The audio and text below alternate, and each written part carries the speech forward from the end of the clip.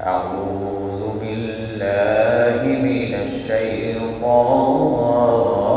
الرجيم بسم الله الرحمن الرحيم وأقيموا الصلاة وآتوا الزكاة وما تقدموا لأنفسكم من خير تجدوه عند الله إن الله بما تعملون بصير.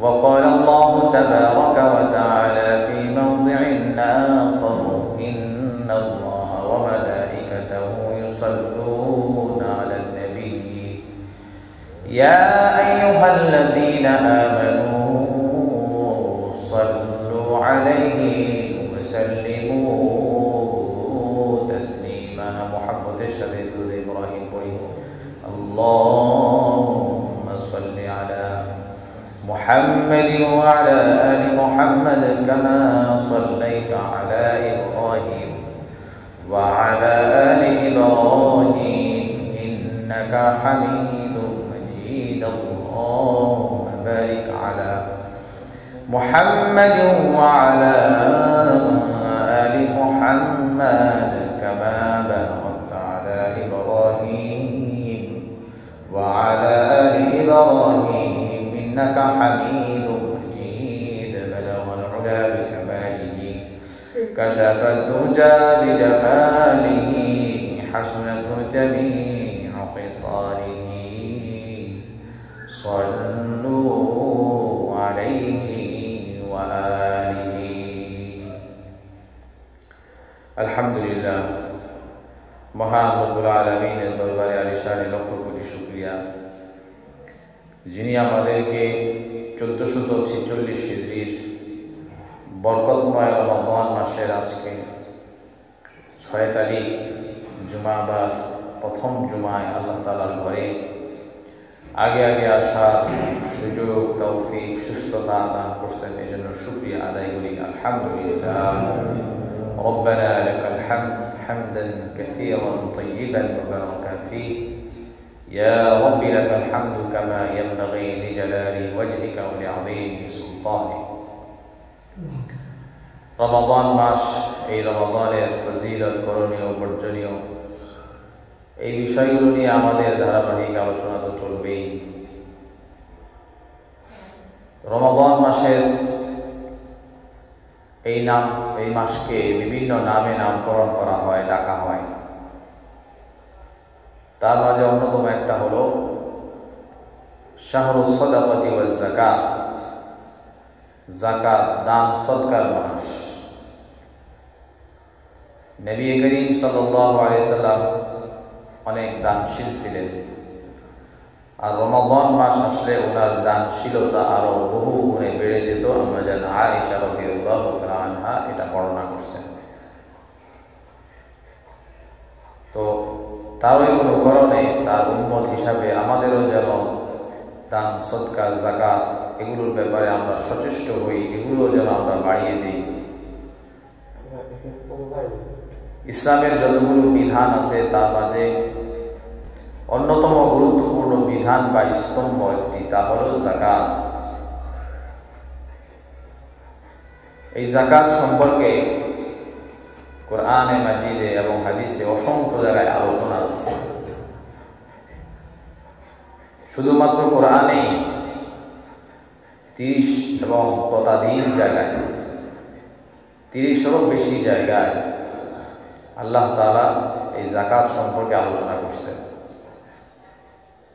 বহু সংখ্যক জায়গায় আল্লাহ তাআলা বলেছেন ওয়াকিমুস সালাত ওয়া আতুজ যাকাত, সালাত কায়েম করো এবং যাকাত দাও। তো কোরআনের এই সিরিয়ালের অনুপাতে নামাজের সাথে সাথে যাকাত আসে, কিন্তু আমরা ফার্সি প্রচলন অনুযায়ী নামাজ, রোজাকে এভাবে সিরিয়াল মানে রোজাকে সাথে সাথে নিয়ে আসে। তবে কোরআনের সিরিয়াল অনুপাতে বললেই সেটা ভালো, উত্তম। তো যাকাত এটার একটু ছোটখাটো বিশ্লেষণ ব্যাখ্যা আমরা জানি, পরিচয় জানার চেষ্টা করব আজকে। যাকাত শব্দের শাব্দিক অর্থ আয-যাকাতু হিয়া আত-তাহারাতু ওয়ান-নামাউ ওয়াল-বারাকাতু ওয়াল-মাদ। যাকাত শব্দের অর্থ হলো পবিত্রতা, ক্রমবৃদ্ধি, আধিক্য, বরকত বা প্রশংসা ইত্যাদি, এরকম অর্থে এগুলো এই যাকাতটা ব্যবহার করা যায়। তবে আমরা জানি যে শুধুমাত্র শাব্দিক অর্থ দ্বারা কোনো ইবাদতকে চেনা যায় না, এই জন্য সেটার জন্য ব্যাখ্যামূলক অর্থ, যেটাকে বলে পারিভাষিক অর্থ, সেটাও আমাদের জানতে হয়।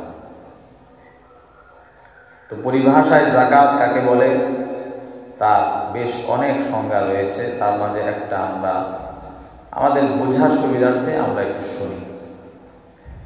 الزكاة هي إخراج الجزء المخصص من أموال الغني للفقراء والمحتاج كل سنة حسب أداء الفريضة حسب أداء الشريعة। যাকাত হলো সম্পদশালীর সম্পদ থেকে নির্দিষ্ট পরিমাণ সম্পদ বের করে নিঃস্ব, অসহায়, গরিব প্রমুখ ব্যক্তিদের মাঝে প্রতি বছরে বন্টন করা, এবং এটি আল্লাহ তাআলার বিধান জেনে বা আল্লাহ তাআলার নির্দেশ পালনার্থে আদায় করা, এটাকে যাকাত বলে। এটা মোটামুটি যাকাতের সংক্ষিপ্ত পরিচয়। তো যাকাতের গুরুত্ব কোরআনে এবং হাদিসে এত সংখ্যকবার আসছে, এতেই বোঝা যায় যে যাকাতের কত গুরুত্ব, এটার ইম্পর্টেন্স কত বেশি ইসলামে। সূরা বাকারার একদম শুরুতেই দান, সদকা, যাকাত সম্পর্কে আল্লাহ তাআলা আলোচনা করছেন। কোরআনের একদম শুরুতে আলিফ লাম মিম যালিকাল কিতাবু লা রাইবা ফীহি হুদাল লিল মুত্তাকিন الذين يؤمنون بالغيب ويقيمون الصلاة ومما رزقناهم ينفقون। ألف لام ميم ذلك الكتاب لا ريب فيه। এটি এমন এক কিতাব যাতে কোনো ধরনের সন্দেহ নাই। হুদাল লিল মুত্তাকিন, যে সমস্ত মুত্তাকিনরা আছেন তাদের জন্য এটা পথ প্রদর্শন করবে। তাকওয়াবান হওয়ার ইচ্ছুক যারা, সদিচ্ছা যাদের রয়েছে, তাদেরকে সঠিক পথ দেখিয়ে প্রকৃত অর্থে তাকে তাকওয়াবান হওয়ার ক্ষেত্রে, ঈমানদার, আমলদার হওয়ার ক্ষেত্রে পথ দেখাবে। আর তাদের গুণাবলীগুলো কি কি থাকবে?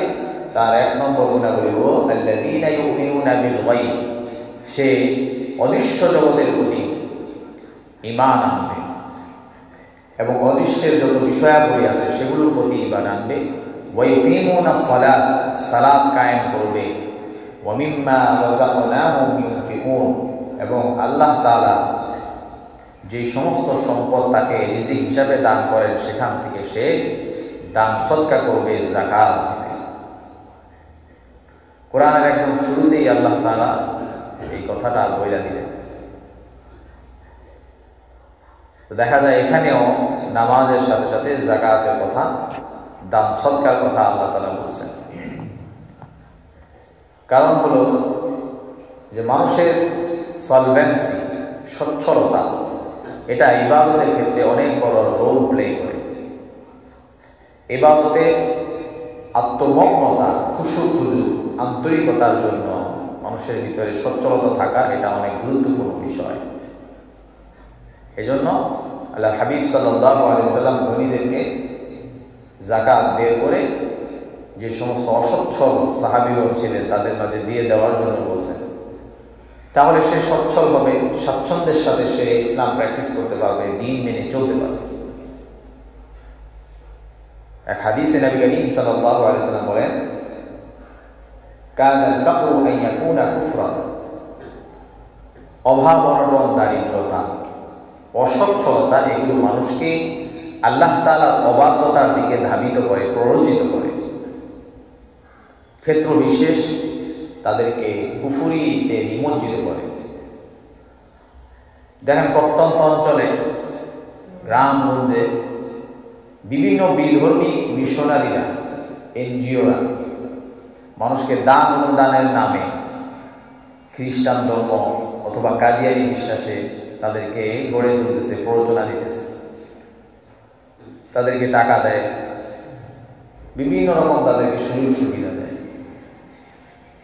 তো দেখা যায় যে তাদের এই অভাবের কারণে তারা ঠিকই নবী করিম সাল্লাল্লাহু আলাইহি ওয়াসাল্লামের ওই হাদিসের ভাষ্য অনুযায়ী তারা ওই ফাঁদে পড়ে যাচ্ছে। এবং এটাই রিয়ালিটি। বাংলাতে একটা প্রবাদ আছে, অভাবে স্বভাব নষ্ট। অভাবে স্বভাব নষ্ট হয়, আর ওই স্বভাব নষ্ট হলে ওই স্বভাব ঠিক করা বড় কষ্ট। এই জন্য অভাব থেকে কিভাবে উম্মতকে বাঁচানো যায়, বান্দা থেকে বাঁচানো যায়, আল্লাহ তাআলা কোরআনে বহু জায়গায় নফল দানের কথা, বাধ্যতামূলক দানের কথা, যাকাত, এই সমস্ত ব্যাপারে অনেক উদ্বুদ্ধ করা হয়েছে। এভাবে এই যাকাতের গুরুত্ব আল্লাহ তাআলা এবং আল্লাহ হাবিব সাল্লাল্লাহু আলাইহি ওয়াসাল্লাম বিভিন্নভাবে তুলে ধরছেন। সূরা বাকারার 110 নম্বর আয়াতে আল্লাহ তাআলা বলছেন, ওয়া আকিমুস সালাতা ওয়া আতুজ যাকাত, তোমরা সালাত কায়েম করো, যাকাত প্রদান করো। ওয়া মা তুকদ্দিমু লিআনফুসিকুম মিন খায়র, তোমরা যে সমস্ত সৎকর্মগুলো করো আখিরাতের সঞ্চয় হিসাবে, তাজিদুহু ইনদাল্লাহ, নিঃসন্দেহে সেগুলোকে আল্লাহ তাআলার কাছে তোমরা সংরক্ষিত পাবে, গচ্ছিত পাবে, এতে কোনো সন্দেহ নাই। ইন্নাল্লাহা বিমা তা'মালুনা বাসীর, নিশ্চয় আল্লাহ তাআলা তোমরা যে সমস্ত কর্মকাণ্ড করো, যাই করো, সমস্ত জিনিস তিনি দেখেন, সমস্ত জিনিস তিনি দেখেন। তো এখানেও নামাজের কথা বললো, যাকাত দিতে বললো, আর বললো তোমরা যে দেও মনে করো না যে এগুলো তোমাদের বৃথা যাবে, আল্লাহ তাআলার কাছে এগুলো সঞ্চিত থাকবে। ইয়াকুলুল আবদু মালি মালি, বান্দা বলে আমার মাল, আমার সম্পদ, আমার সহায় সম্পত্তি, ধন দৌলত, বাড়ি গাড়ি, অর্থ কড়ি, টাকা পয়সা। ইন্নামা লাহু মিন মালিহি সালাসুন, প্রকৃত অর্থে তার মাল হলো তিন ধরনের মাল হলো তার মাল। মা কানা ফাফনা আও আতা ফাকতানা, মা কানা ফাফনা আও লাবিসা ফাআবলা আও আতা ফাকতানা, ওয়া মা সিওয়া যালিকা ফাহুয়া যাহিবুন ওয়া তারিকুহু লিন-নাস। এক নম্বর হলো মা আকালা ফাফনা, যেটা সে খেয়ে ফেলেছে, হজম করে ফেলেছে, এটা তার মাল। আও লাবিসা ফাআবলা, দুই নম্বরে যেটা সে পরিধান করেছে, ব্যবহার করে সেটাকে শেষ করে ফেলেছে, এটাও তার মাল হিসাবে পরিগণিত হবে। আও আতা ফাকতানা, আরেকটা মাল তার রয়েছে যেটা সে আল্লাহ তাআলার নির্দেশিত খাতগুলোতে ব্যয় করে, আত্মীয় স্বজনের পিছে ব্যয় করে, গরিব গুরাবা, অসহায় মিসকিন বিধবাদের পিছনে ব্যয় করে, পাড়া প্রতিবেশী গরিবদের পিছনে ব্যয় করে, এগুলো ব্যয় করে সে আখিরাতের সঞ্চয় হিসাবে জমা রাখে, এটাও তার মাল। ওয়া মা সিওয়া যালিকা, এই তিন ক্যাটাগরির মাল ব্যতীত অন্য যত মাল সে দেখতে পাচ্ছে তার হিসাবে, যত সেভিংস দেখতে পাচ্ছে, বাড়ি গাড়ি প্রপার্টিজ দেখতে পাচ্ছে, এগুলো তার মাল নয়। ফাহুয়া যাহিবুন, সেগুলোকে সে ছেড়ে চলে যাবে অথবা সেগুলো তার থেকে চলে যাবে।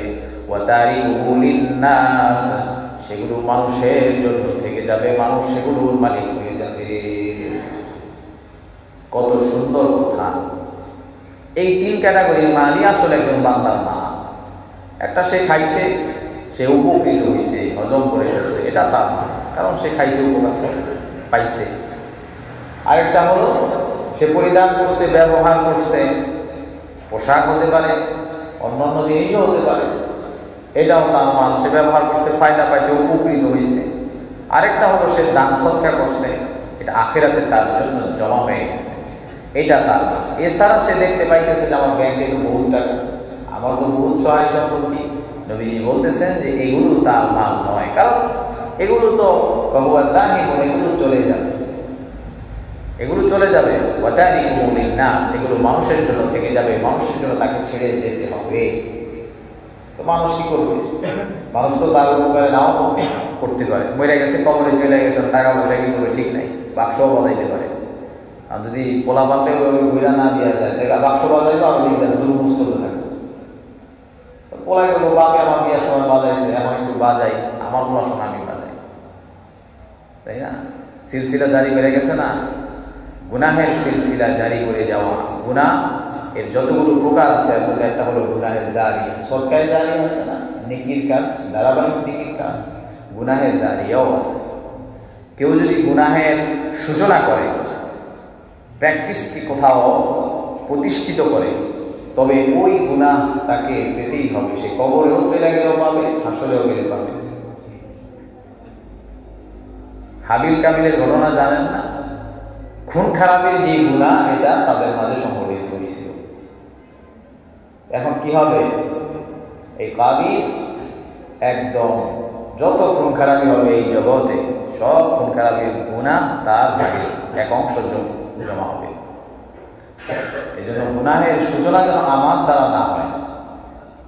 আমি করলাম, আমার দেখা দিকে আরেকজন করল, এভাবে সূচনা হয়। অথবা আমি এমন একটা প্রচলন, একটা অনুষ্ঠান চালু করলাম এলাকায়, যেটা গুনাহ শরীয়ত বিবর্জিত, শরীয়ত বহির্ভূত, এভাবে গুনাহ ছড়ায়া যায়। কুল্লু উম্মতি মুআফান ইল্লাল মুজাহিরিন। নবীজি বলেন, আমার উম্মতকে সবাইকে ক্ষমা করে দেওয়া হবে, একমাত্র মুজাহির ব্যতীত। জিজ্ঞেস করলো, মুজাহির কারা? মুজাহির তারা যারা গুনাহকে প্রকাশ্যে সংগঠিত করে, যার দ্বারা এই গুনাহের সাক্ষী তৈরি হয়, মানুষ আরো গুনাহের প্রতি আকর্ষিত হয়। এই ব্যক্তিকে ক্ষমা করা হবে না। এছাড়া আমার প্রত্যেক উম্মতকে মুআফান, ক্ষমা করে দেওয়া হবে। তারা ক্ষমা অলরেডি প্রাপ্ত হয়ে গেল যেন। সুবহানাল্লাহ। এই জন্য গুনাহের প্রচলন কোনোভাবেই হতে দেওয়া যাবে না, দেওয়া যাবে না। তো আমাদের আলোচনা চলছিল যাকাত সম্পর্কে। এই যাকাতের ব্যাপারে কোরআনে কারিমে যত আলোচনা আছে তার মাঝে একটা অন্যতম বড় আলোচনা হলো যে ওয়ালা তাহসাবান্নাল্লাহ, তারা কি এমনটা ভাবে, তারা যেন এমনটা না ভাবে যে তারা যাকাত দিবে না, কৃপণতা করবে, এটা তাদের জন্য উপকারী হবে, এমনটা যেন তারা না ভাবে। কোরআনে কারিমে আল্লাহ তাআলা নসিহত করতেছেন, এমনটা যেন না ভাবে যে যাকাত তো দিলাম না, আমার তো ব্যাংকে 2.5 লক্ষ টাকা থেকে গেল, লাভ হয়ে গেল, আমার বড় উপকার হয়ে গেল, এমনটা যেন না ভাবে। এমনটা ভাবলে সে ক্ষতিগ্রস্ত হবে। কি ক্ষতি হবে? এই আয়াতে কারিমার ব্যাখ্যা নবী করিম সাল্লাল্লাহু আলাইহি ওয়াসাল্লাম দিয়েছেন, আমরা এটা জানবো পর্যায়ক্রমে। যাকাত ইসলামের একটি বড় স্তম্ভ। যদি কেউ কোনো একটা কাঠামো, স্তম্ভ বা পিলার ক্ষতিগ্রস্ত করে, ভেঙে ফেলে, তবে সেই কাঠামোটা দুর্বল হয়ে যায়। অল্পতেই সেটা কোনো ধরনের ঝাঁকুনি খেলে, ভূমিকম্প হলে সেটা ধসে পড়ে, ভেঙে যায়। এই জন্য এটাকে রক্ষা করা অনেক জরুরি। কেমন জরুরি? ইসলামী রাষ্ট্রের যিনি রাষ্ট্রপ্রধান, তিনি এই যাকাত ব্যবস্থাকে ইনফোর্স করবেন, অর্থাৎ এটা জোর জবরদস্তিমূলক আদায় করবে। প্রয়োজনে যে বাহিনী থাকবে যাকাত আদায়, তারা হিসাব করে নিয়ে যাবে, তুমি দিবা না, দিতেই তোমাকে হবে। এটা কারণ কি? একে তো সমাজের শৃঙ্খলা, অর্থনৈতিক ব্যবস্থাপনা স্টেবল রাখার জন্য, সমান করার জন্য, সমতা বজায় রাখার জন্য। দ্বিতীয়ত, এই বান্দাকে আল্লাহর বিধান মান্য করিয়ে জাহান্নাম থেকে বাঁচায় দেওয়ার জন্য, জাহান্নাম থেকে বাঁচায় দেওয়ার জন্য। আবু হুরায়রা রাদিয়াল্লাহু তাআলা আনহু এক হাদিসে আসছে, প্রকৃত কল্যাণকামিতা তো তাই যে কোনো মানুষকে প্রয়োজনে শিকল দিয়ে বেঁধে জাহান্নাম থেকে বাঁচানোর জন্য গরুর মতো, পশুর মতো টেনে নিয়ে আসা, এটা হচ্ছে প্রকৃত কল্যাণকামিতা। কেউ মনে করে আত্মহত্যা করতে গেছে, উপর থেকে ঝাঁপ দিবে, আগুনে লাফ দিবে, নদীতে ঝাঁপ দিবে, তাকে দেখেন না ফায়ার অ্যান্ড রেস্কিউ যারা করে তারা যায় পিছন দিয়ে বাইন্দা তারপর টাইনা নিয়ে আসে, আইবা না দৌড় করে নিয়ে বিভিন্ন কলা কৌশলে। দুনিয়ার এটা তো দুনিয়ার বিপদ থেকে বাঁচায় দেবে, কিন্তু দুনিয়ায় মরলে তো একবারই মরল, শেষ। আখেরাতের বিপদ তো বড় বিপদ, চূড়ান্ত বিপদ, এটার কোনো শেষ নাই। সেখান থেকে বাঁচায় দেওয়া, এইভাবে যখন কোনো বান্দাকে বাঁচায় দেওয়া হবে, হাসরের ময়দানে বান্দা ওই বান্দাকে বলবে আমার বাঁচায় দিছ, তোমার ধন্যবাদ। দুনিয়ায় বুঝি নাই, মনে করছি তুমি আমার পিছনে শত্রুতা করছো, তোমার পিছনে আমি মামলা মোকদ্দমা করছিলাম, লাইগেছিলাম, কিন্তু এখন তো বুঝতেছি আমার বড় বাঁচাইছো, তোমার ধন্যবাদ। হয় না এরকম? একসময় একটা বুদ্ধি দিচ্ছে, অথবা কোনো কারণে, যেমন বিশেষ করে সন্তান এবং পিতা মাতার উদাহরণ সুন্দর হয়, যখন বড় হয়, প্রাপ্ত বয়স্ক হয়, তখন কয় বাবা যে পিটাইছে ভালোই করছে, নাইলে তো এই পথে আসতে পারতাম না। এই যে আমরা পিটানি খাইছি এক দোকানে, আমরা যখন মাসায় পড়ছি বিভিন্ন সময়, বিশেষ করে এক দোকানে বেশি পিটাই, আপনি ইদা বানায় কম পিটায়। পিটানি যারা বেশি দিচ্ছে একের প্রতি বেশি কৃতজ্ঞ, যে বেশি পিটাইছে তার প্রতি বেশি কৃতজ্ঞ, তার জন্য বেশি দোয়া করি, তার কথা বেশি মনে আসছে, যার কারণে আজকে এই পর্যায়ে আসতে পারছে। এইভাবে হাসরের ময়দানে এরকম হবে। ইমাম সাহেব বহু একটা বইলা অপছন্দনীয় কথাগুলো বলছে, আল হাক মরু, অনেক কথা ইমাম সাহেবরা সব কথা বলবে। ইমাম সাহেব তো আপনাকে বাঁচানোর জন্য বলে, উনি নিজে তো পদ পজিশন পাওয়ার জন্য বলে না, উনি কি এমনি মধ্যে নেতা রাষ্ট্রপতি হইতে চায় না। এটা এক্সেপশন ইজ এক্সেপশন, সেটা আলাদা জিনিস, এক দুইজন চাইতে পারে, কিন্তু ম্যাক্সিমাম ইমাম সাহেবরা এটা চায় না। ইমাম সাহেবরা রাজনীতি নিয়ে বলবে, ধর্ম নিয়ে বলবে, পরিবার নিয়ে বলবে, সব নিয়ে বলবে। আরে আপনি রাজনীতিবিদ, আপনি কি জানবেন না কোরআনের রাজনীতির কথা কিভাবে বলছে, আল্লাহ হাবিব কিভাবে রাজনীতি করছে, আপনি কি নবীকে শেষ নবী মানেন না? আপনার জন্য আরো জানা জরুরি। এইগুলোকে মেনে নেওয়া, কোরআনে আছে এরকম যে অনেক কথা আসবে কোরআনে যেগুলো তোমাদের বাপ দাদাদের বিরুদ্ধে চলে যাবে, তোমাদের মান্যগণ্য বরের ব্যক্তিদের বিরুদ্ধে চলে যাবে। এগুলোকে হজম করো, এগুলোকে হজম করলে ফায়দা আছে।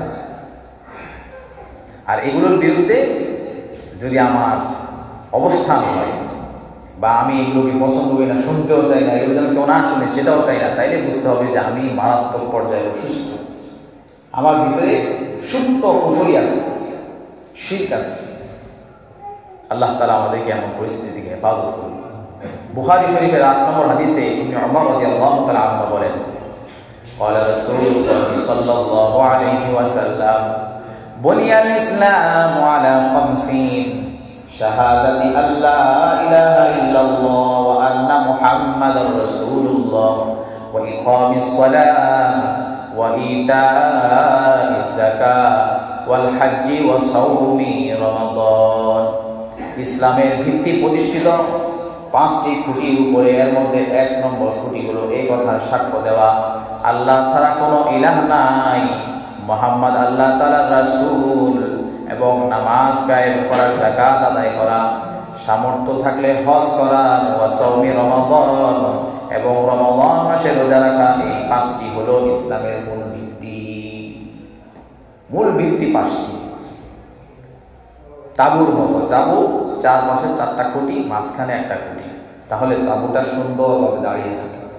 একটা খুঁটি না থাকলেই তাঁবুটা হেলে পড়বে, নষ্ট হয়ে যাবে, সেখানে থাকার উপযুক্ত হবে না সেটা। এই জন্য 5টি খুঁটি দিয়ে বোঝানো হয়েছে যে এটা মূল খুঁটি।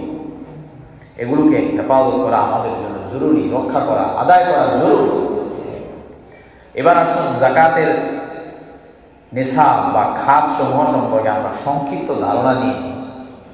এই ধারণা নেওয়ার জন্য আমাদেরকে কিছু প্রশ্নমূলক বিষয় আমাদের মনের ভিতরে আসতে হবে। কে দিবে, কিসের থেকে দিবে, কতটুকু দিবে এবং কোথায় দিবে, এই 4টা প্রশ্ন। এই 4টা প্রশ্নের ভিতরে আমাদের মোটামুটি যাকাতের ব্যাপারে আমাদের ধারণা চলে আসার কথা। তারপরেও যাকাত যেহেতু একটা প্রতিনিয়ত আমল না, এটা বছরে একবার দেওয়া হয় এবং ব্যক্তি ভেদে তার সম্পদের ধরন অনুযায়ী এটা চেঞ্জ হয়, এই জন্য অনেক সময় অনেক কিছু থেকে যায়। বাকিগুলো আমরা পার্সোনালি উলামায়ে কেরামের সাথে পরামর্শ করে যাকাতের হিসাব করে তারপরে যাকাতটা আমরা ইনশাআল্লাহ দেওয়ার চেষ্টা করব। তাহলে আমাদের যাকাত আদায় হবে। যাকাত হিসাব ছাড়া দেওয়া যায় না, অনুমানের উপরে যাকাত দেওয়া যায় না। যাকাত দিলে আদায় হবে না, হিসাব করে দিতে হবে। তাহলে 1 নম্বর প্রশ্ন হলো কে দিবে? যাকাত যে দিবে তার কয়েকটা শর্ত আছে, 4টা শর্ত মোটা লাগে। 1 নম্বর হলো সে মুসলমান, যে মুসলমান সে দিবে যাকাত। যে বালেগ অর্থাৎ প্রাপ্ত বয়স্ক সে যাকাত দিবে। যে আকেল অর্থাৎ সুস্থ মাথার অধিকারী, সুস্থ মস্তিষ্ক, পাগল বুঝে না, আছে না এরকম অস্বাভাবিক কিছু মানুষ, এক নরমাল, তাদের জন্য না। বুঝে শুনে, দুনিয়াদারি বুঝে, পরিবার বুঝে, নিজের ভালো মন্দ বুঝে এবং সুস্থ মস্তিষ্কের মানুষ সে যাকাত দিবে। এবং সাহেবে নিসাব অর্থাৎ শরীয়তের দৃষ্টিতে ধনী সম্পদশালী সে যাকাত দিবে। এই 4টা জিনিসকে আরো সুন্দরভাবে এক বাক্যে বলা যায়। সুস্থ মস্তিষ্কে সচ্ছল মুসলমান বালেগ বা বালেগা, এক বাক্যে বলা যায় 4টাকে। অর্থাৎ বালেগা এই জন্যই বলা হলো প্রাপ্তবয়স্ক পুরুষ এবং মহিলা উভয় উপরে যাকাত কি হয়? ফরজ হয়, যদি এইগুলো থাকে, এই শর্ত থাকে। সুস্থ মস্তিষ্কে সচ্ছল মুসলমান বালেগা হলেই তাকে যাকাত দিতে হবে। এবার 2 নম্বর প্রশ্ন, যাকাত দিতে হবে কোন কোন সম্পদ থেকে বা কিসের থেকে যাকাত দিতে হবে? এক্ষেত্রে 2টা স্ট্যান্ডার্ড আছে। একটা হলো গোল্ড ভ্যালু আর একটা হচ্ছে সিলভার ভ্যালু। গোল্ড স্বর্ণ, 7.5 ভরি স্বর্ণের যে সমমূল্য, এটা একটা স্ট্যান্ডার্ড। আরেকটা হলো যে 52.5 ভরি রূপা, এটা একটা স্ট্যান্ডার্ড বা মানদণ্ড। আমাদের উপমহাদেশে এবং অধিকাংশ উলামায়ে কেরাম এই বিষয় সেটা হলো যে এই সিলভার ভ্যালুর উপরে আমরা কি করবো? যাকাতের মান ধার্য করব। তো সেই অনুপাতে আমাদের যাকাতের ব্যাপারে 52.5 ভরি রূপার সমমূল্য আমাদেরকে হিসাব করে দেখতে হবে যে এই পরিমাণ অর্থ করি আমার কাছে আছে নাকি, ব্যবসায়িক মাল সম্পদ আছে নাকি এই পরিমাণ। অথবা এমন হতে পারে যে কিছু স্বর্ণ, কিছু রূপা, কিছু নগদ টাকা ব্যাংক ব্যালেন্স এবং ব্যবসায়িক মাল এরকম থাকতে পারে। এগুলো যদি থাকে তবে সর্বনিম্ন এই 52.5 ভরি পরিমাণ সমমূল্যের বা ততোধিক সম্পদ যদি কারো মালিকানায় 1 lunar year অর্থাৎ 1 চন্দ্র বছর স্টেবল থাকে, অর্থাৎ স্থির থাকে, তবে তাকে যাকাত দিতে হবে। যদি 1 বছর স্থির থাকে, যদি এরকম হয় তবে তাকে যাকাত দিতে হবে, কারণ সে শরীয়তের দৃষ্টিতে ধনী, বড়লোক মানুষ। তার জন্য খুশির খবর, কষ্টের না, খুশির হওয়ার কথা। এছাড়াও গৃহপালিত গবাদি পশু এবং শস্য ফসলের উপরেও যাকাত আছে, সেগুলো পার্সোনালি আলাপ করে জেনে নেওয়া। এবার আসেন কতটুকু দিবে। আমরা জানি যে 2.5% 40 ভাগের 1 ভাগ যাকাত দিবে। কোথায় দিবে বা যাকাতের খাত সমূহ কি, কোথায় কোন কোন জায়গায় দিবে, কুরআনে কারিমে যাকাতের খাত স্পষ্টভাবে আলোচনা করা হয়েছে। যাকাত এমন এক ইবাদত, এমন এক দান যেটা সুনির্দিষ্ট ওই খাতে না দিলে ওই যাকাত আদায় হয় না। এই জন্য এই খাতগুলো আমাদের খুব গুরুত্বের সাথে জেনে নেওয়া এবং আমি যে খাতে দিতে চাই এই খাতটা যাচাই করে নেওয়া। সূরা তাওবার মধ্যে আল্লাহ তাআলা 60 নম্বর আয়াতে আল্লাহ তাআলা বলেছেন, ইন্নামাস সাদাকাত লিল ফুকারা'i ওয়াল মাসাকিন ওয়াল 'আমিলিনা 'আলাইহা ওয়াল মুআল্লাফাতি কুলুবুহুম ওয়া ফির রিকাবি ওয়াল গারিমিন ওয়া ফি সাবিলিল্লাহি ওয়া ইবনিস সাবিল ফারিদাতান মিনাল্লাহ ওয়াল্লাহু আলিমুন হাকীম। ইন্নামাস সাদাকাত, যাকাতের যে খাত, এই খাতগুলো কোথায় যাবে, এই টাকাগুলো কোন কোন খাতে যাবে? লিল ফুকারা, নিঃস্ব অসহায়, যাদেরকে আমরা ফকির বলি। আমাদের বর্তমান ফকিরা আসলে ফকির না, যাচাই বাছাই করা জরুরি। তারা স্বভাবগত ফকির, প্রফেশনাল ফকির, এই দেওয়ার ক্ষেত্রে যাচাই করা দরকার। ওয়াল মাসাকিন, অভাবগ্রস্ত, কোনো কারণে অভাবগ্রস্ত হয়ে গেছে। ওয়াল আমিলিনা আলাইহা, যাকাত বণ্টনের ক্ষেত্রে বা যাকাত ব্যবস্থাপনায় নিয়োজিত ব্যক্তিকে যাকাত দেওয়া যাবে। ওয়াল মুআল্লাফাতি কুলুবুহুম, বিধর্মীদের মনোরঞ্জনের উদ্দেশ্যে যাকাত দেওয়া যাবে। তবে এই হুকুমটা মুসলিম রাষ্ট্র ব্যবস্থায় আপাতত উলামায়ে কেরামের সিদ্ধান্ত অনুযায়ী স্থগিত আছে, তবে বিশেষ বিবেচনায় এটা দেওয়া যেতে পারে, এক্ষেত্রে পরামর্শ করা জরুরি। ওয়াফির রিকাব, দাস দাসী বা বন্দি মামলা মোকদ্দমা আছে না, অনেক গরিব মানুষ মিথ্যা মামলায় আক্রান্ত হয়ে আছে, মামলা চালাইতে পারে না, তাদেরকেও দেওয়া যাবে। ওয়াল গারিমিন, দেনাগ্রস্ত, ঋণগ্রস্ত বলে তো আবার ব্যাংকের সুদিকার দ্বারে চলে যায়, দেনাগ্রস্ত। অথবা এমনও হতে পারে যে কোনো একজন ব্যক্তি বুঝে নাই, ঋণ করে ফেলছে, সুদের জাতাকলে, সুদের ফাঁদে আটকা পড়ে গেছে, সে এখন খাঁটি মনে তওবা করতেছে যে সে ফিরে আসবে, আর জীবনে কোনোদিন ওইদিকে যাবে না, তাকে উদ্ধারের উদ্দেশ্যে দেওয়া যেতে পারে, তবে এটা পরামর্শ করে নিতে হবে। ওয়া ফি সাবিলিল্লাহ, এবং আল্লাহ রাস্তায় জিহাদকারী যারা, প্রচেষ্টাকারী যারা, তাদের জন্য এই খাতে দেওয়া যাবে। ওয়া বানিস সাবিল, মুসাফিরকে দেওয়া যাবে, মুসাফির মানুষ তাকেও দেওয়া যাবে। ফারিদাতাম মিনাল্লাহ, আল্লাহ তাআলার তরফ থেকে তোমাদের উপরে এই বিধানটাকে ফরজ করে দেওয়া হয়েছে। ওয়াল্লাহু আলিমুন হাকিম, আল্লাহ তাআলা সর্বজ্ঞ প্রজ্ঞাময়। তাহলে মোটামুটি আমাদের যাকাতের এই ব্যাপারে আলোচনা হলো। যাকাতের ফজিলত কি? অনেক ফজিলত, অনেক।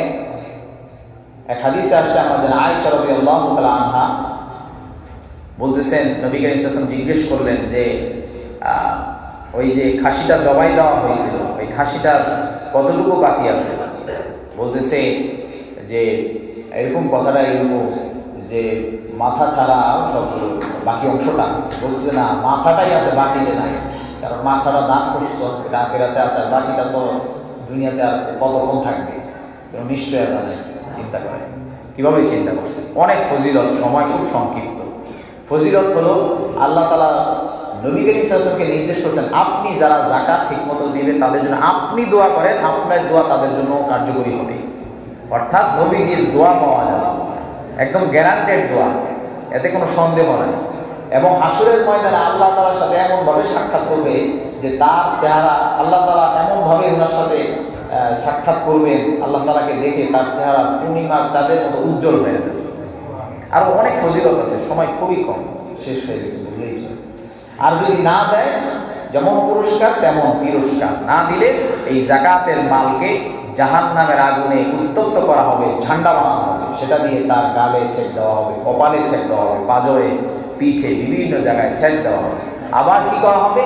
যাকাতের মালকে সাপ বানিয়ে তার গলায় ঝুলিয়ে দেওয়া হবে, বিষাক্ত সাপ, যেটা তাকে ধ্বংস করতে থাকবে আর বলবে আনা মালুকা আনা কানজুকা, আমি তোমার মাল, আমি তোমার সম্পদ, তুমি আল্লাহর বিধান পালন করে যাকাত দেও নাই, তাহলে এখন মজাটা ভোগ করো। এভাবে পুরস্কারও আছে, তিরস্কারও আছে, তবে আমরা অবশ্যই পুরস্কারের দিকে ধাবিত হব। আল্লাহ তাআলা আমাদেরকে বিষয়গুলো বোঝা, আমল করার তৌফিক দান করেন। ওয়া আখিরু দাওয়ানা আলহামদুলিল্লাহ।